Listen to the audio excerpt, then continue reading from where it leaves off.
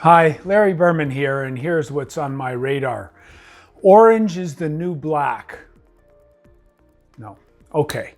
So it's Quad Witch Day in September, high volume rebalance day for some of the indexes.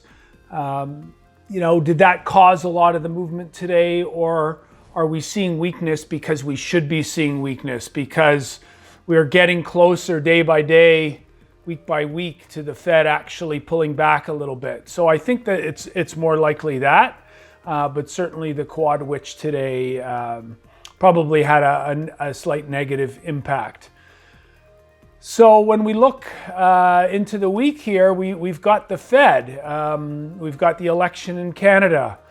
Very, very close call here in Canada. Canadian dollar today, a little bit of weakness, but in line with stronger US dollar overall. So I wouldn't put it just on Canada and the election. What's the outcome there going to be? Looks like a Liberal minority.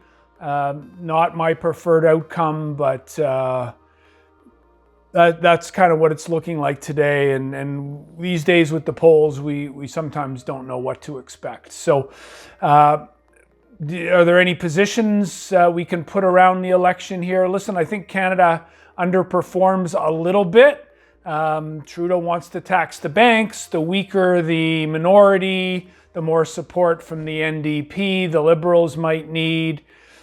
If by chance there's a conservative minority, the NDP is not going to support much, if anything. So we're looking then at another year and a half, 2 years, and before another election comes. So, status quo is probably what we end up with here in Canada. But it does mean if the Liberals win, policy may shift a little more to the left, a little bit towards higher taxes, a little bit towards more for everybody and tax the rich kind of policy for a couple of years. So, capital gains could be an issue here in Canada coming close to the end of the year if there's a fear that they're going to go after the inclusion rate in next year's budget, which could very well be a realistic possibility. So the Fed is going to say this week, I believe, that we're inching closer.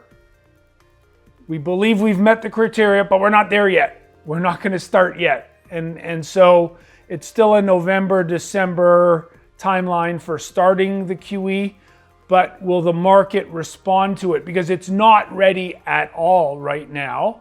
Perhaps the weakness this week is a bit of a setup for that. But again, we're looking at a small pullback, 5%-ish, maybe 10 from the recent highs, but certainly not more than that. So 4,200 range, there's a lot of support in the S&P 500 down there, and probably not worse than that between now and, say, the beginning of tapering, maybe at the November meeting. So that's kind of it. I don't think much else matters. We don't get into earnings probably for another month or so. You are hearing buybacks increasing. So support for the market underlying here, and the Fed and central banks in general are going to tilt towards being dovish. So bull and bear trade of the week. Nothing's changed on the bear side for us in recent weeks. Be cautious on equities. Buy the dip, yes, but be cautious on equities. Hedge some of your portfolio. Do not go out and liquidate. There is a very good case still to be made, as much as I hate to say it, that a very easy Fed, without a massive spending bill coming that needs to be financed out of the US, that we get one more look at the upside before we have to worry about a fiscal cliff at some point. How big is the spending going to be? How big is the bill? That's part of the battle in October as we get to the debt ceiling. And again, caution, caution, caution. On the bull side, looking at what's going to move here. I'm ripping my hair out on gold. It's the most oversold sector right now. It's due for a bounce. at least for some of the traders out there, play a bounce in gold. But beyond that, caution, caution, caution. Have a great week, everyone.